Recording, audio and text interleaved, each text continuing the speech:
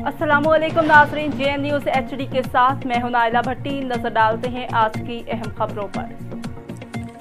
शेखपुरा से bureau chief Hanif Tabassum की report के मुताबिक मरूफ सियासी समाजी शख्सियत PTI के सिटी सदर और उम्मीदवार PP 141 मियाँ अफजाल हैदर ने कहा है कि PTI नामसाइद हालात के बावजूद इंतखाबात में भरपूर हिस्सा लेगी और इलेक्शन का बाइकआउट हरगिज़ नहीं किया जाएगा। बल्ले का निशान PTI का है और इस इंतखाबी निशान पर इलेक्शन जीता जाएगा। इलेक्शन का मामला सुप्रीम कोर्ट में है। उम्मीद है कि अदालत उज़्मा शफाफ इंतखाबात यकीनी बनाने के लिए मुअस्सर अहकाम जारी करेगी ताकि PTI को बेइंतखाबी मुहिम चलाने के यकसा मौके मिल सकें।